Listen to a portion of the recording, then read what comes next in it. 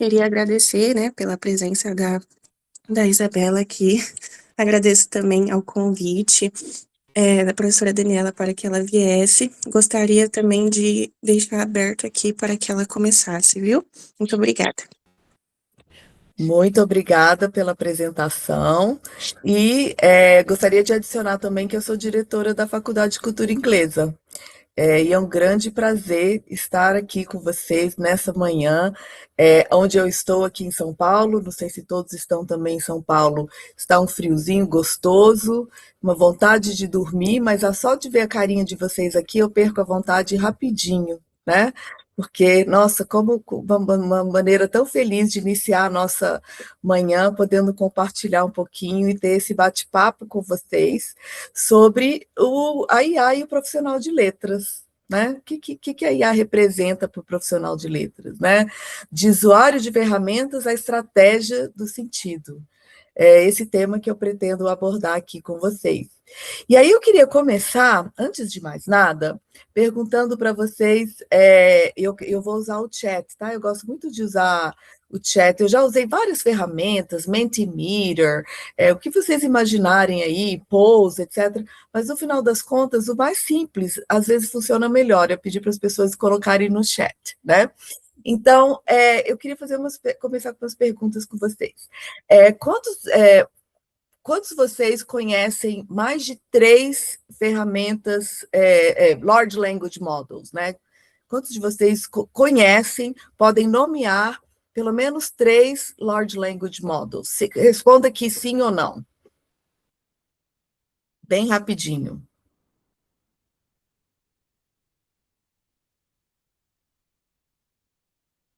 E se não puder, não se preocupe, gente, tá? Isso aqui não é um teste, não, tá? Então, muitos sim, alguns não. Ok. Tem pouquinho gente respondendo. Vamos lá, vamos lá, vamos lá. Então, nós temos aqui uma mistura, né? Ainda não, outros sim, etc.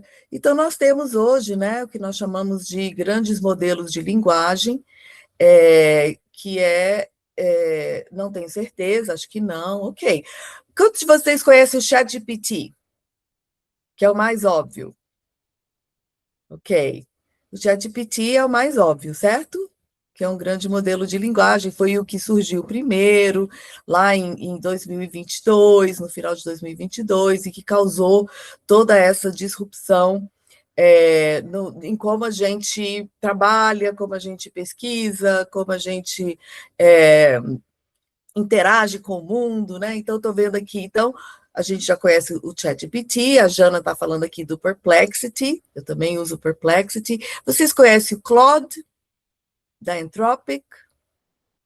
Tem o Claude, da Anthropic, tem o Gemini, né? Então, nós temos basicamente, assim, quais são os grandes principais grandes modelos de linguagem? O Copilot, da Microsoft, o Claude, da Anthropic, o Gemini, da Google, e o ChatGPT, da OpenAI, são os principais, digamos, né? Aí você tem Perplexity, você tem DeepSeek, que é o chinês, você tem alguns outros, mas esses são os mais com maior impacto, digamos, né?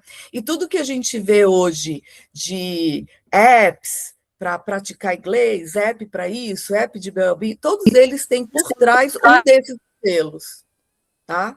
Por trás eles usam um desses modelos. Ok, então só para a gente entender um pouquinho o quão Ok, tá vendo? Você acabou de dar conta que você conhece mais de 3, tá vendo? Você não sabia, mas conhecia, Lineker, isso mesmo. Então a gente pensa que não conhece, mas a gente conhece, né? Eu vou contar começar um pouquinho da minha trajetória, tá? Eu sou uma pessoa muito curiosa, eu sempre fui uma early adopter de tecnologias, adopter e depois adapter.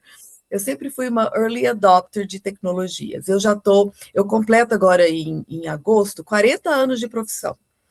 E durante esses 40 anos, vocês conseguem imaginar o tanto de mudanças em tecnologias da educação pelas quais eu já passei.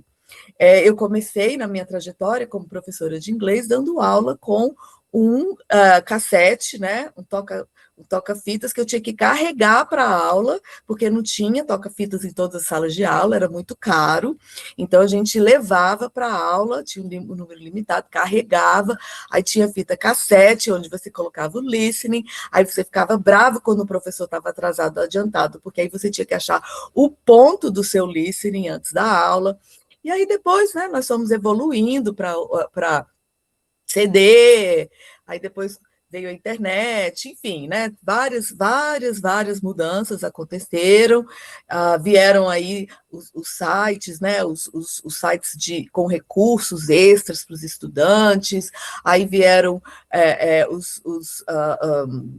como ai, gente, perdi o nome agora, que eu estou com o Large Language Model na minha cabeça, os LMS, né? Os Learning Management Systems, como a Brightspace, que a gente usa hoje, mas há vários outros, né? Mas, enfim, eu comecei, então, com a internet 1.0, passei para 2.0, e agora estamos aqui, neste momento, né, com uma... Não é com a novidade da inteligência artificial, porque a inteligência artificial existe há mais de 50 anos, a grande disrupção foi os grandes modelos de linguagem, né? Porque a inteligência artificial já existe há mais de 50 anos, a gente já usa ela sem perceber há muito, muito tempo. Só que até hoje a gente tinha uma inteligência artificial baseada em machine learning, né? E aí, que ela é determinística. Agora nós temos um outro tipo de modelo e nós vamos falar um pouquinho sobre ele. Então, como é que eu comecei a usar a IA? Nós estamos agora falando de Large Language Models, tá?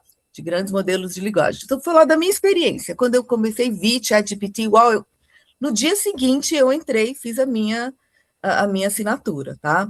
E aí eu comecei usando como uma ferramenta de busca, um Google mais sofisticado, né? Vai lá, faz uma pergunta, o que eu poderia fazer no Google? Eu comecei a fazer, sendo que, na verdade, a ferramenta de busca do Google também já já usa inteligência artificial, mas se eu não me engano, naquela época ainda não.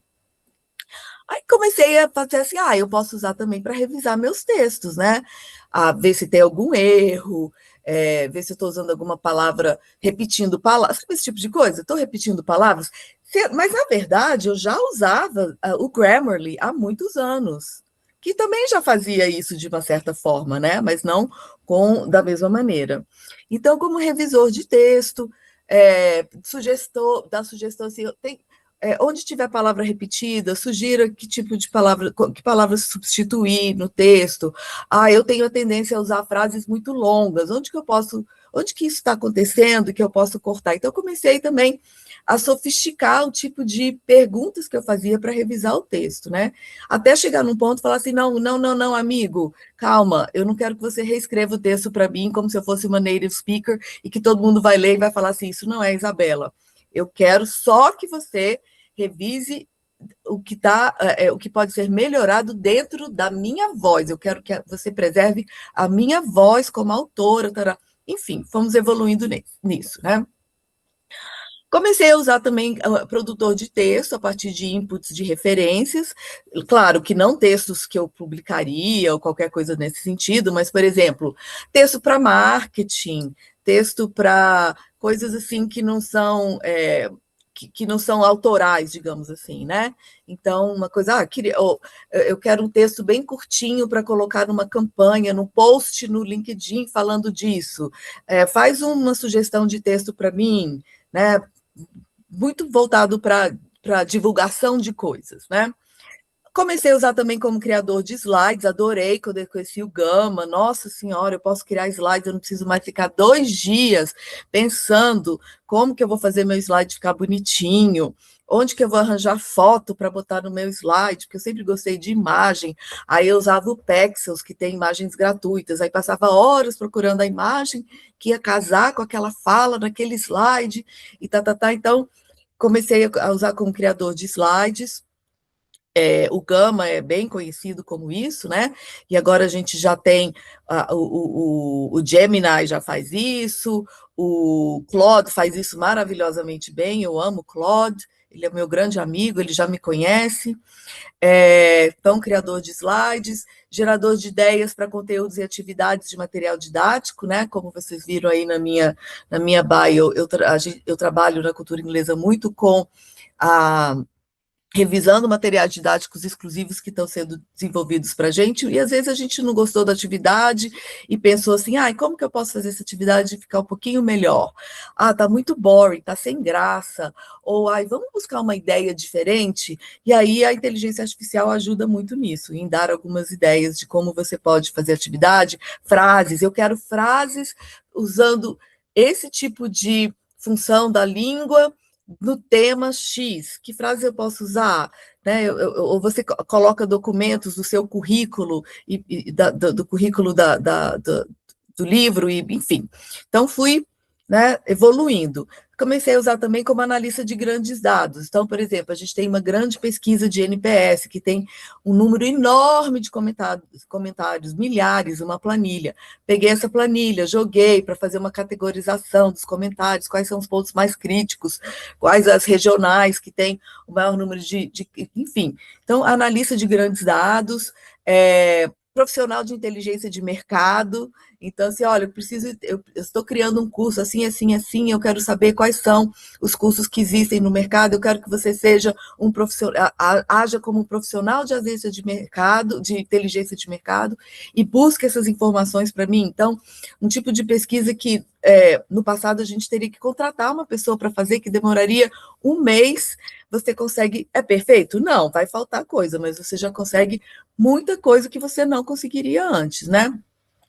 E, por fim, que eu considero assim, por enquanto, o meu uso mais proficiente é que eu criei uma ferramenta usando o Claude Code de planejamento de aulas, em cima da estrutura de aula da cultura inglesa. Então, eu quero que você respeite essa sequência de aula, porque esse é o nosso template, né, de aula, e aí o professor pode escolher o nível, o tema do aluno dele, e etc. Então, não ficou perfeito, ainda precisa melhorar, tá? Preciso fazer mais uns prompts, mas eu queria só mostrar para vocês, assim, como eu comecei lá atrás e como eu estou usando a inteligência artificial hoje. Então, na verdade, ela deixou de ser um auxílio e passou a ser parte da minha competência. Porque eu consigo hoje fazer coisas com mais rapidez e mais agilidade. Né? Então, ela não é mais uma ferramenta de auxílio, eu vejo, para mim. Ela está, não sei se ela já é, né? Mas ela está se tornando parte da minha competência. O que eu tenho que tomar cuidado é que eu não posso deixar que ela substitua a minha competência. Então, essa é a linha tênue. Quando que a gente deixa essa ferramenta deixar de ser parte da sua competência e ela passa a substituir sua competência? Aí você tem todas aquelas questões ali da perda cognitiva, né, de várias coisas. Então, assim, queria começar com um exemplo pessoal, né, para falar sobre o profissional de letras na era da IA. Então, eu vou falar aqui hoje sobre 4 movimentos. A IA agêntica, 3 letramentos que precisam ser desenvolvidos em IA pelo profissional de letras. Vou falar sobre questões éticas e vou falar sobre como eu vejo que a IA impacta diferentemente o profissional de licenciatura e o profissional de tradução. Né? E depois eu vou deixar um espaço para a gente discutir, e por favor, anotem aí, discordem, debatam. Gostaria que também vocês compartilhassem as experiências de vocês, tá? Então, eu não quero demorar o tempo inteiro aqui na minha exposição, que eu quero deixar um espaço bem legal para a gente conversar. Bom, então, o que mudou mesmo, né? O que muda realmente hoje é a IA agêntica, né?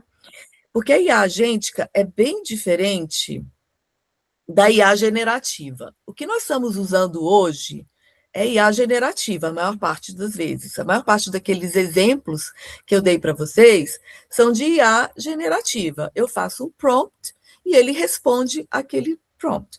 Eu peço uma tradução, ele entrega. Eu peço eu peço uma revisão de texto, ele entrega. Eu peço uma pesquisa de mercado, ele entrega. A grande virada é a IA agêntica, que são os agentes, o time de agentes que orquestram um trabalho para você. Ele não só te dá te entrega uma coisa diante de uma resposta, não. Você dá uma tarefa e um ou mais agentes executam as ações. Executa, replaneja, gera relatórios e toma decisões. Então, a decisão sobre o próximo passo é parcialmente transmitida a essa ferramenta. Vocês já pararam para pensar sobre isso? Né? E nós estamos agora entrando nessa era da IA agêntica. Já entramos, mas eu, por exemplo, ainda não uso IA agêntica. O meu primeiro passo foi criar a ferramenta. Isso aí já é uma IA agêntica que cria uma ferramenta, que cria código, né? Etc. Mas, então, é muito importante a gente entender bem essa distinção operacional, né? Então, ela antecipa decisões, olha que como é diferente, né? A ferramenta antecipa decisões, e aí, quando ela antecipa decisões, menos fricção produtiva existe. E é nessa fricção que se produz sentido profissional novo. Aprendizagem requer fricção. Desenvolvimento requer fricção. Você trabalhar cognitivamente com seus recursos cognitivos requer fricção. Então, como que a gente faz para não deixar que essa quebra de fricção acabe minando, deteriorando as nossas competências, né? Então, aqui eu peguei dois exemplos, né? Dois fluxos agênticos. No caso de tradução, o agente recebe um livro, consulta o glossário do cliente, traduz, mantendo os critérios de estilo, sinaliza ambiguidades culturais ao revisor e gera relatórios de decisões. Aí a agêntica já pode fazer isso, né? Professora Simone, estou errada? A professora Simone conhece muito mais do que eu sobre isso. Então, agora, o trabalho do profissional de tradução não é mais executar essas tarefas, é supervisionar as tarefas, estabelecer critérios e supervisão de decisões. É mais ou menos como se fosse um diretor das tarefas, né? Um gerente, um diretor das tarefas. Com relação ao ensino, a gente tem agora várias ferramentas que já monitoram a evolução do aluno por semanas, ajusta a dificuldade do material de acordo com a performance dos estudantes, gera material personalizado, identifica padrões de erro, sugere intervenções para o professor. Isso já existe e já tem muitas ferramentas que fazem isso. Na Bet UK, o que mais tinha eram ferramentas para os professores usarem, tá? O que mais tinha de produtos. Então, o trabalho do professor desloca-se de preparar material padrão para projetar a arquitetura da experiência. Olha só, projeta a arquitetura da experiência, mas quem vai preparar esse material não é necessariamente mais o professor. Tá? Eu não estou dizendo que nada disso é determinístico, tá, gente? Que de repente a gente vai fazer assim e todo mundo vai passar a trabalhar desse jeito. A gente sabe que não é assim. Eu estou falando das capacidades que já existem, tá? Na IA agêntica. E aí, o profissional de letras não pode deixar de dominar 3 letramentos essenciais, tá? Então, por que não falar de letramentos, né? Nós já falamos de multiletramentos há muito tempo. A minha pesquisa de doutorado, minha linha de pesquisa de doutorado é na área de letramentos, com a professora Stella Bortoni. Já estudei muito isso. E aí a gente traz de volta todo esse conhecimento que a gente sabe sobre letramento. O letramento nunca foi singular, nunca foi neutro, ele é múltiplo, multimodal, né, professor Marcos? Estou eu aqui falando sobre uma área de expertise do professor Marcos, situado em relações de poder e na diversidade linguística e cultural. Os 3 letramentos em A são uma especialização contemporânea dessa tradição. Situated Practice, Overt Instruction, Critical Framing, Transformed Practice. Como? São 3 dimensões: técnico-conceitual, crítico discursivo e operacional reflexivo.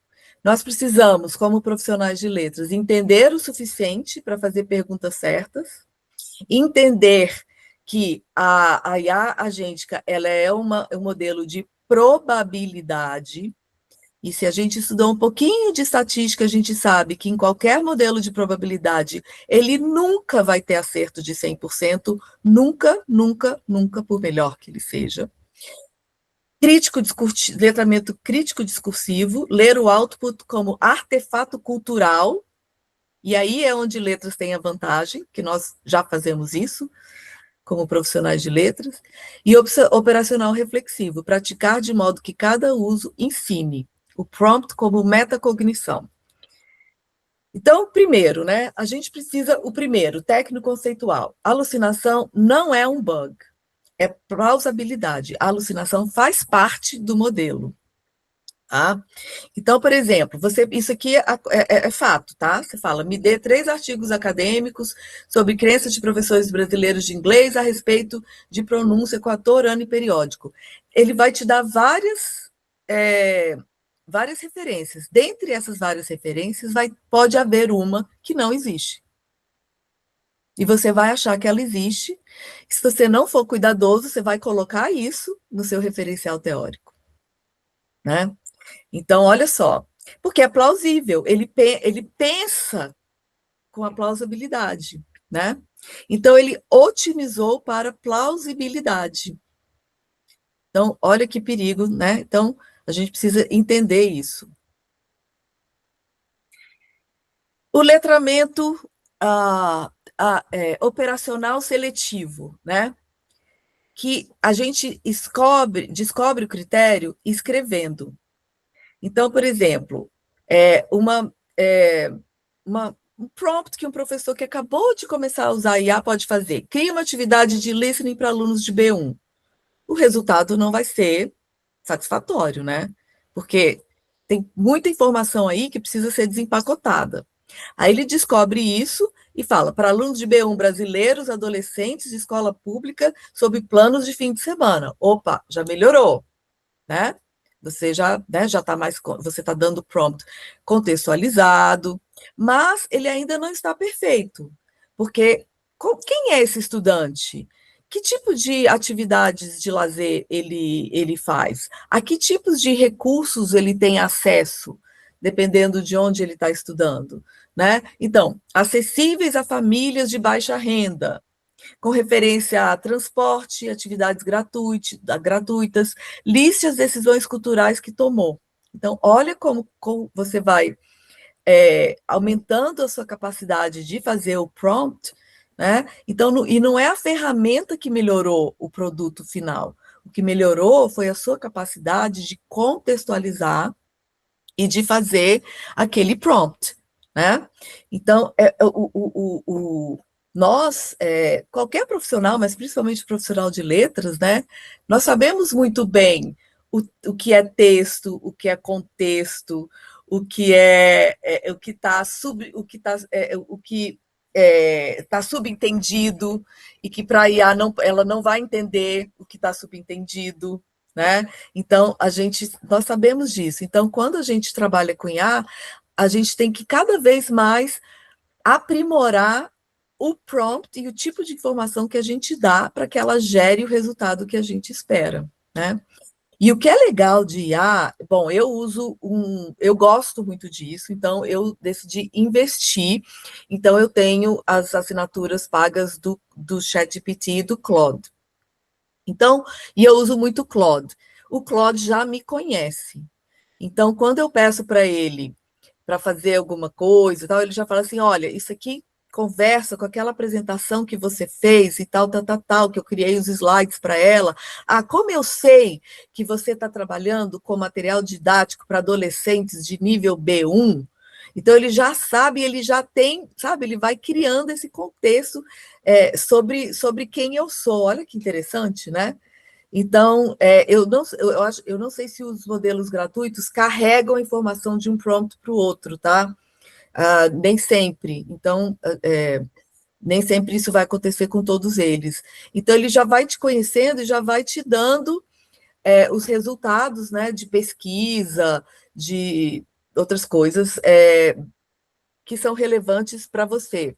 Eu gosto muito também de usar, se você quer ter guardrails mais,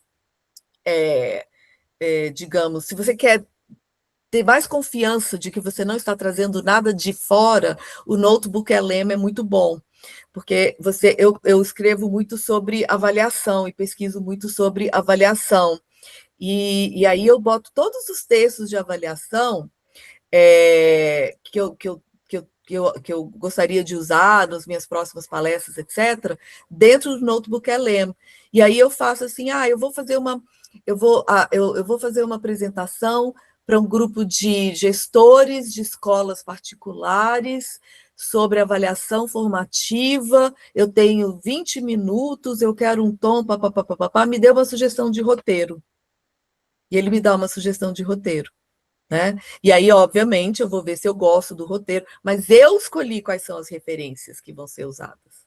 Ele só economizou o meu tempo de fazer uma leitura nelas e ver quais delas têm informações importantes para aquela palestra, para aquele número de pessoas, para aquele tempo. Né? Eu vou responder as perguntas depois, tá? Porque senão eu me perco aqui, mas, por favor, vão anotando tudo. Tá? E aí, na verdade, esse movimento tem muita convergência com o consenso da Unesco, né? Que você tem o técnico conceitual, crítico discursivo e operacional reflexivo, né? O consenso da Unesco sobre AI Competency Framework for Teachers, né? Então, tem muita convergência com isso. Então, só para lembrar, né? Nós falamos sobre o movimento 1, vamos lembrar aqui, né? Técnico conceitual, o movimento 2, crítico discursivo, né? E agora vamos falar do movimento 3, que é a ética material.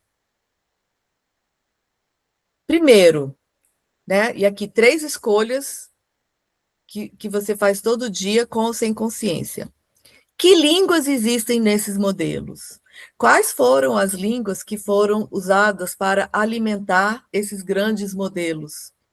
Né? De que países? De que. Então, nós não temos uma representatividade homogênea de línguas, de culturas, etc., nos grandes modelos. Né? Eles foram treinados, sobretudo, em inglês, poucas línguas de altos recursos, variantes regionais, línguas indígenas, crioulos, quase não estão lá. Né? Então, nós não podemos adotar acriticamente, porque se a gente adotar acriticamente, a gente está endossando a hierarquia. Você já deve ter visto muitas críticas com relação às imagens que ele produz, né? De onde vêm essas imagens. Tem melhorado, né, com o tempo, mas ainda porque ele parte de como ele foi alimentado, quais foram os recursos que foram usados para alimentar esses modelos, né? Então, a gente tem que ter uma visão bastante crítica com relação a isso. Outra questão é de quem é o trabalho do output, né? Então, por exemplo, eu uso inteligência artificial para organizar apresentações. Esta apresentação que vocês estão vendo aí foi organizada usando o Claude. Quem foi que criou essa apresentação? Fui eu ou foi o Claude? Eu acho que fui eu, porque eu disse o que eu queria, eu coloquei quais eram os textos nos quais eu queria me basear, eu aceitei ou não aceitei as sugestões, eu fiz modificações, eu pedi para ele criar outros slides com outras informações que ele não tinha colocado, mas ele me ajudou. Mas aí eu penso assim, poxa, mas eu já pedi para colegas me ajudarem a criar slides, né, a organizar informações. Então, e aí fica para discussão, quem foi que criou essa apresentação ou não. Mas quem está aqui conversando com vocês sou eu, que estou trazendo as minhas experiências, a minha fala, a minha interpretação. E como eu, muitas pessoas estão fazendo isso, né? A gente está otimizando o nosso tempo, e eu, particularmente, considero que a IA potencializa as minhas competências. Eu considero que eu ainda continuo no controle, mas, por exemplo, ela não pensou em trazer lá as pesquisas iniciais sobre multiletramentos, fui eu que trouxe. né? Ela não pensou em trazer a perspectiva da Unesco, fui eu que trouxe. Ela sugeriu outras referências? Sugeriu, que bacana, né? Mas a gente já não fazia isso quando a gente entrava no Google Scholar? Então, eu estou aqui pensando na minha cabeça, né? Essas questões não são de hoje, mas elas estão mais evidentes, né? Então, de quem é o trabalho do output, né? E tem a questão também ética mesmo, de terem colocado o New York Times está processando o ChatGPT, porque ele foi o acervo deles foi usado para treinar os modelos, e outras empresas estão processando as diferentes empresas, né, de LLMs. Então tem essa questão, sim. Agora nós estamos entrando na era da IA para música, então tem a questão de onde que ela tirou essa música. Quando ela cria uma letra, quando ela cria uma música, de onde que ela tirou isso? Ela tirou de algum lugar. Então tem algum plágio de alguma forma aí, e como que a gente lida com isso, né? E tem a questão do custo material, né, gente? A gente tem o custo para o meio ambiente, o custo de bem-estar para as pessoas que moram perto dos data centers. A gente tem aí várias questões assim extremamente preocupantes com relação a tudo que se precisa para alimentar a inteligência artificial. Então, né, então, temos que ter essa questão de ética. E aí, agora nós vamos pensar nos dois perfis, né? Quem é o profissional de letras na era da IA? Não há só um caminho. Dois perfis, um princípio comum, né? A IA já faz parte do trabalho. A gente não pode negar isso, né? A pergunta é se você lidera a integração ou se você é conduzida por ela. Para o profissional de licenciatura em letras em inglês, especificamente, não há tanta pressão, né? E aí, de novo, gente, essa é o meu ponto de vista, mas eu quero abrir aqui para o debate com vocês, tá? Por quê?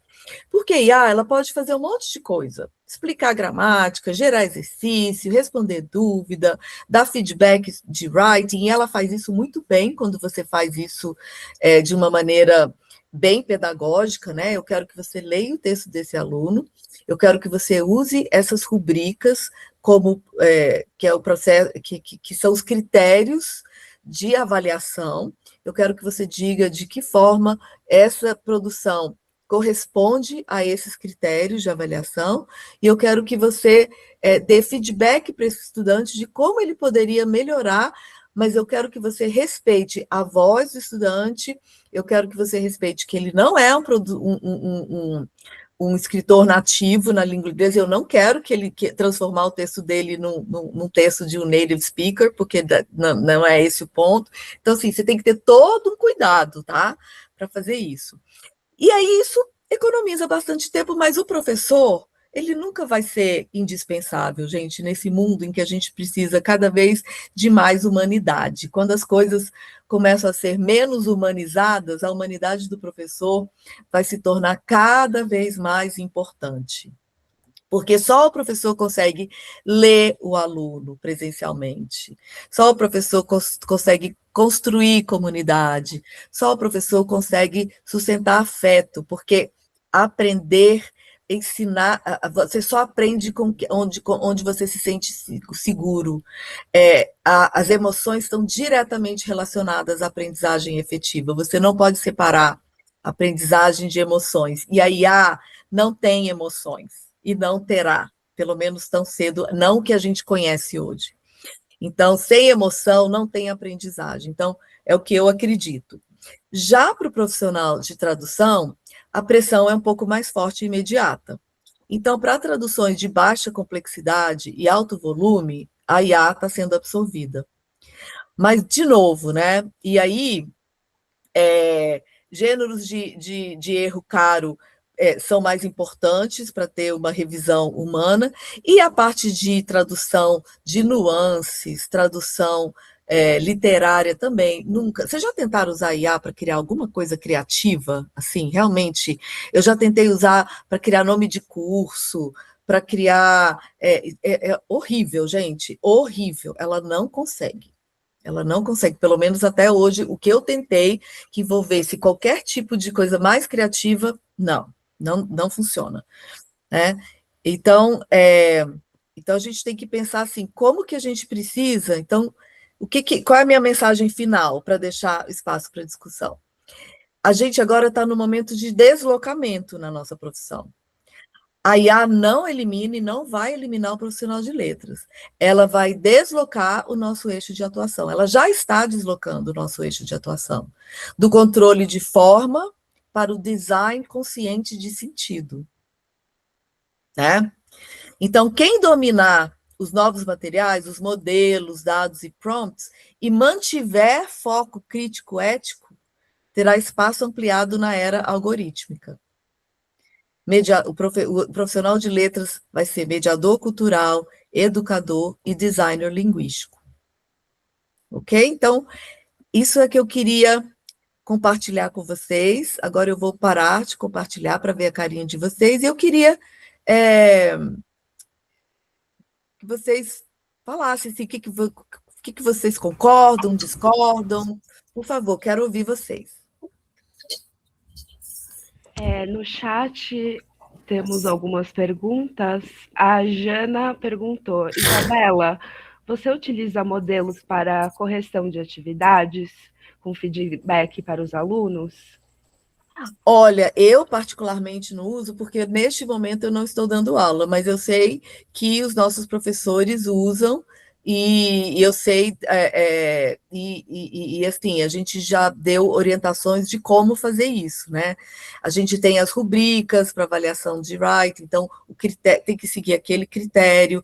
Na cultura inglesa, a gente tem também uma política de uso de IA, em que a gente explicita para o estudante em que ele pode usar IA, em que ele não pode usar IA, e quando ele entrega o trabalho escrito dele, ele tem que ticar ali uma caixinha que ele está que ele produziu aquele texto dentro das políticas estabelecidas, tá? E ele assina.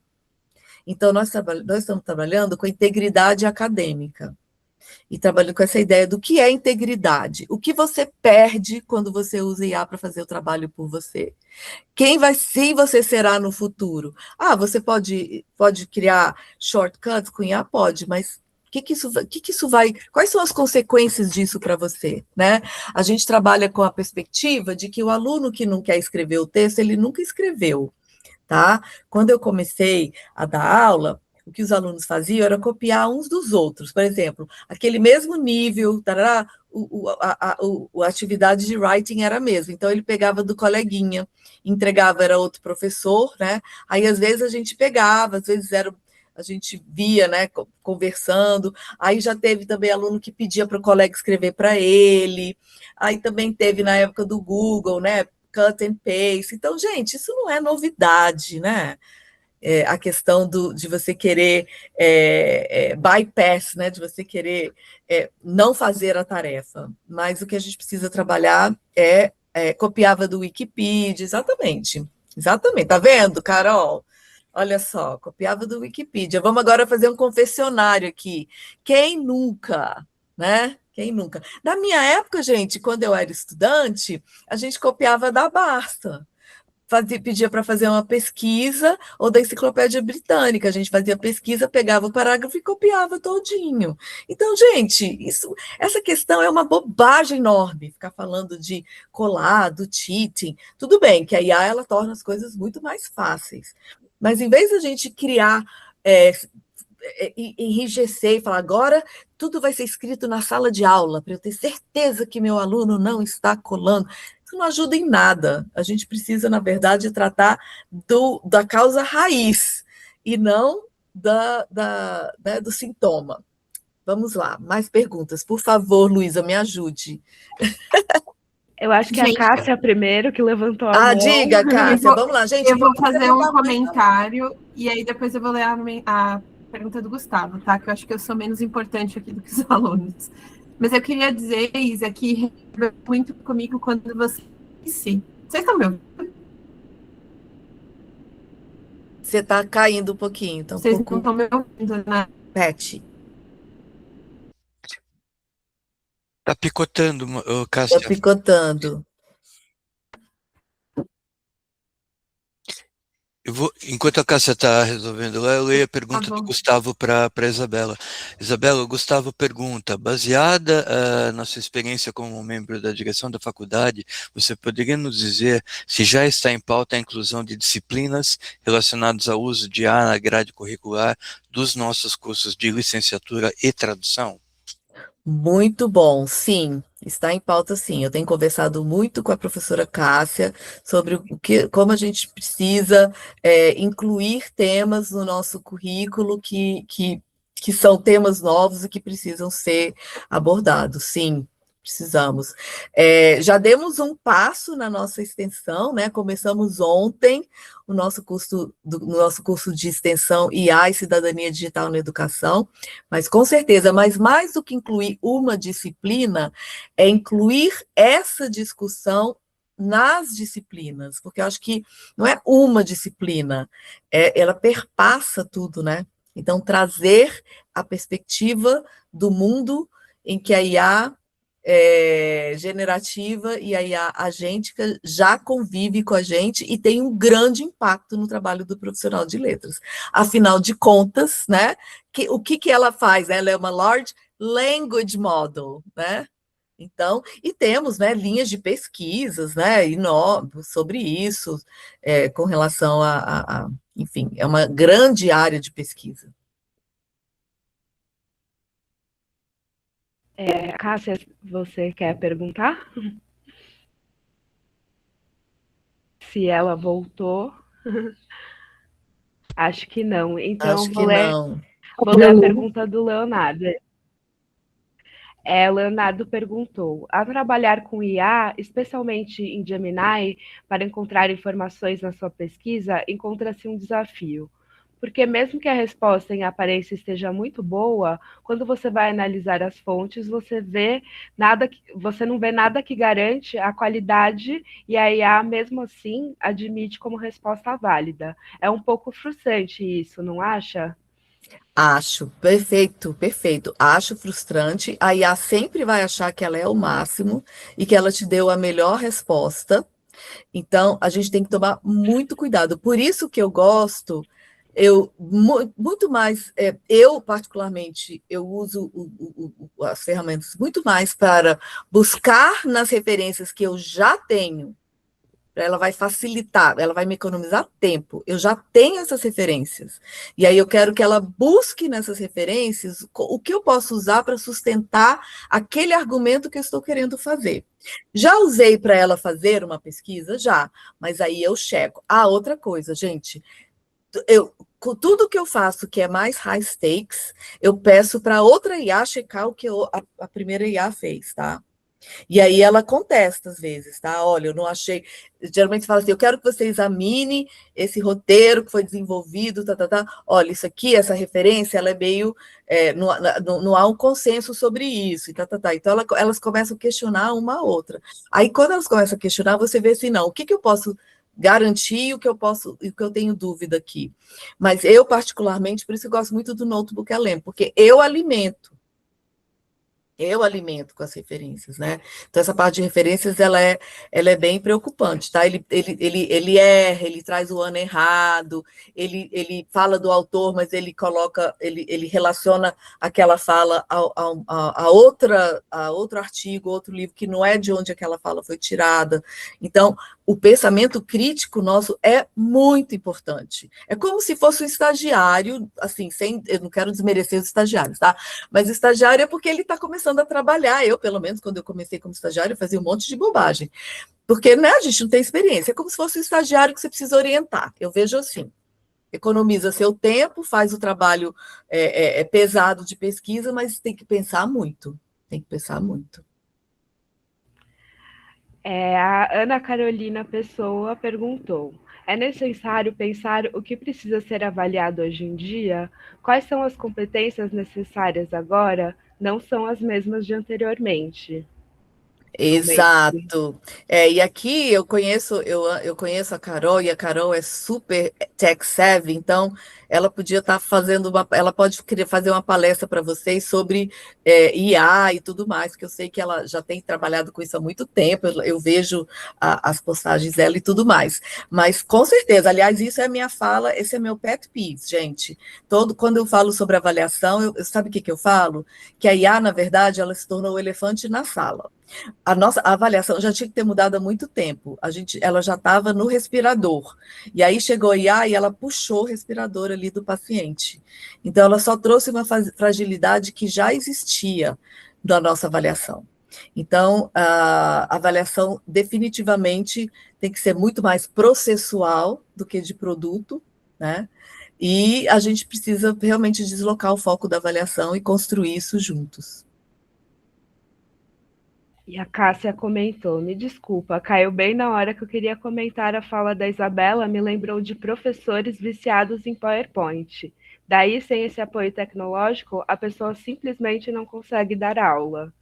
Vai Exato, nossa, evoluindo, né? Cássia, você pegou num ponto crucial, sabe? É, é, a gente não pode deixar que nada de tecnologia se torne a nossa competência. Então, quando você deixa que o PowerPoint vire a sua competência, você não consegue dar aula sem ele, ou quadro interativo, né? Eu como eu sou velhinha e já estou há 40 anos e comecei a dar aula, né, com quadro de giz, etc. Quando eu ouço, não, cancelou a aula em tal filial. Por quê? Porque acabou a luz. Mas era de dia. Ah, mas aí não podia usar. Eu falei, mas espera aí, que tal a gente pegar o livrinho e dar aula como a gente sempre deu durante muito tempo, olhando no olho dos alunos, mesmo que um pouquinho escuro, falando e tarará, porque não estava escuro, não era de noite, tá, gente? Então, assim, dá para dar aula sem luz tranquilamente, dá para dar uma aula excelente sem luz, by the way, né? Porque quem sabe faz sem luz, né? Não tem aquela brincadeira. Então, a gente acaba ficando viciado, né? Então, daqui a pouco a gente também vai estar assim, sem o meu Claude, sem o meu Gemini, sem o meu ChatGPT, eu não consigo fazer nada, não pode. Inclusive, eu cheguei no momento que eu falei, não, peraí, eu estou usando demais, vamos parar. Então, hoje, quando eu vou criar a apresentação, o que eu faço? Eu escrevo meu roteiro todinho. E aí eu jogo para ele criar a apresentação. E aí buscar algumas coisas que pode complementar. Porque eu percebi que, em alguns casos, eu estava estava borderline de perder a minha autoria. Tem muito a ver com a pergunta da Juliana, que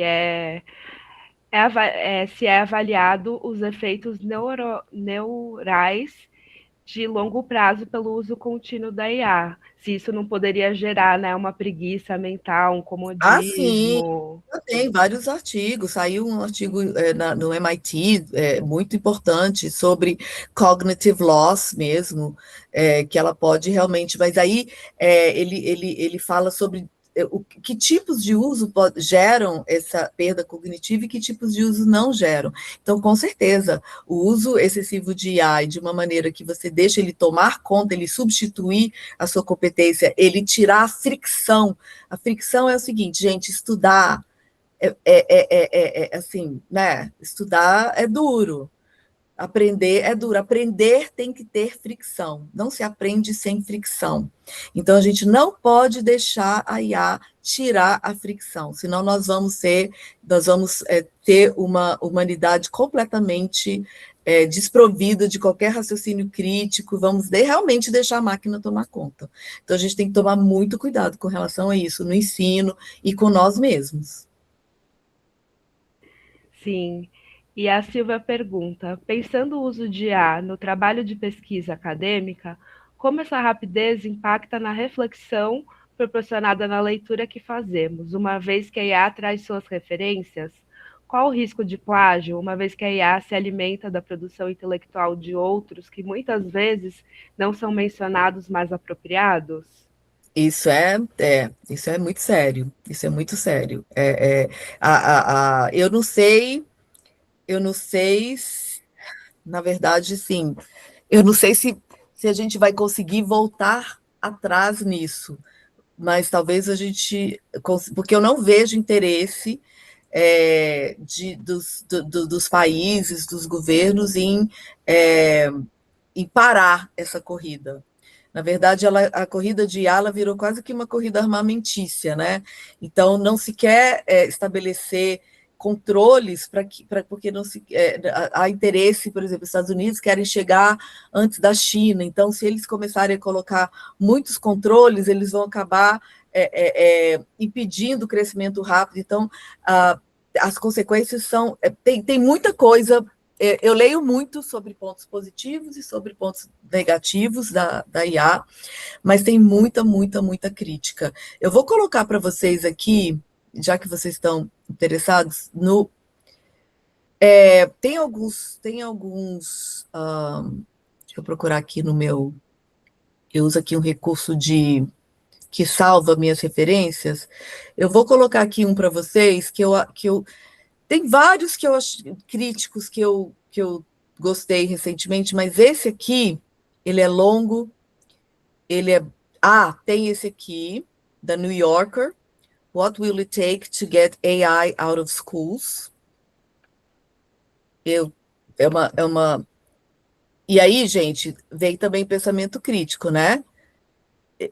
A New Yorker é uma revista de jornalismo extremamente rebuscada, de credibilidade, tarará. Então, a gente também tem que sempre... aqui tem sobre The Cognitive Debt Problem, que é mais sobre EdTech. Então, já que vocês se interessaram principalmente sobre as questões mais críticas, mas o meu principal é esse aqui da Eva Land. Deixa eu buscar. Cadê? Eu não estou achando.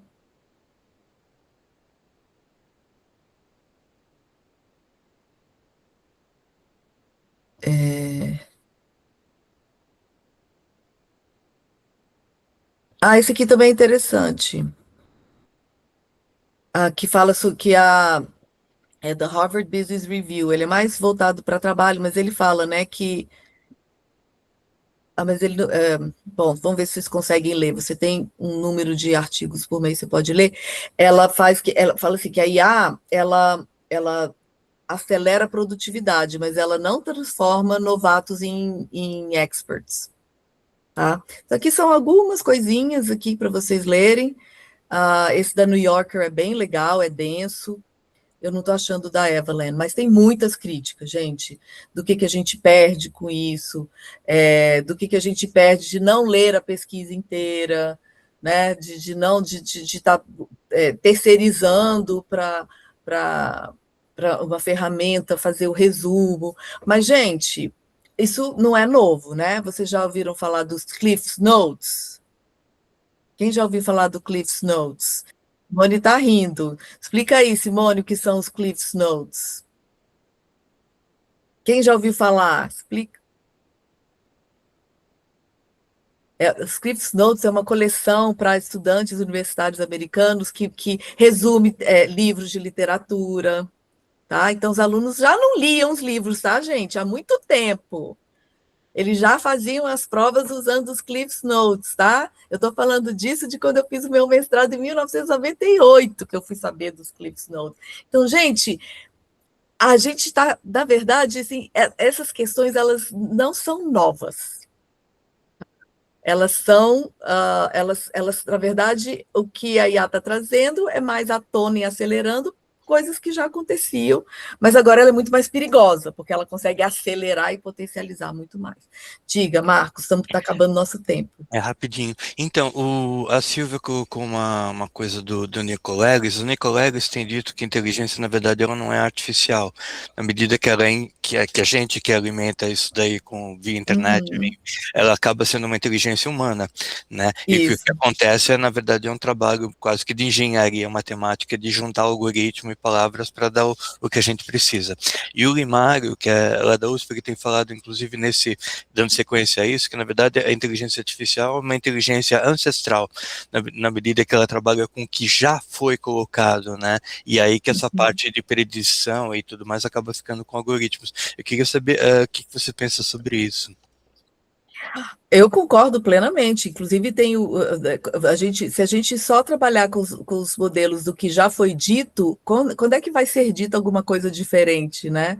Então, a gente precisa dizer coisas diferentes para que a gente continue evoluindo como espécie pensante, né? Então, de fato, tem vários estudos e reflexões. Ela não é artificial, concordo, no sentido de que ela, na verdade, ela não pensa sozinha, mas ela vai chegar lá, tá? Ela vai chegar lá, e vai chegar lá rapidamente. Dizem que em até 2 anos a gente vai ter uma inteligência que realmente pensa. E aí eu fico pensando o que vai ser, né? O que vai acontecer, o que vai ser de nós, que é o General Artificial Intelligence. Vocês já ouviram falar? É essa que vai ser, né? Que é o General Artificial Intelligence. Ela já está sendo desenvolvida. Não sou especialista nessa área. Então, assim, qual é o meu resumo aqui? Já acabou o tempo. Temos que ter a visão crítica, temos todas essas questões éticas, críticas, etc., mas a gente também não pode se colocar dentro de uma caverna e falar, não, eu não vou usar, eu não vou ensinar sobre isso, eu não vou desenvolver essas competências. Eu acho que é sempre aquela coisa, né, da gente fazer criticamente e eticamente. Eu sei que há muitas divergências com relação a isso não é um assunto determinístico, né? Mas é como eu penso dentro da minha profissão e da minha experiência como profissional de letras. Tá certo, gente? Obrigada. Muito obrigada, Isabela. Foi muito interessante, porque realmente é um tema que não dá para fugir, né? Por mais que a gente tenha críticas, a gente precisa, Sim, como você falou, olhar para esse elefante. Então, agradeço isso. muito. E ler as críticas também, não fugir das críticas, gente. Exatamente. Estar sempre antenado com relação aos 2 lados. Não pode ser ai, que legal, agora eu tenho isso, eu vou fazer aquilo. Não, gente, tem muitas coisas preocupantes, né? E a gente tem que estar. Obrigada, gente. Um prazer estar aqui com vocês. Obrigada pela participação. Tenham um bom dia aí, resto de evento. Grande beijo para todos. Muito obrigada. Tchau, tchau.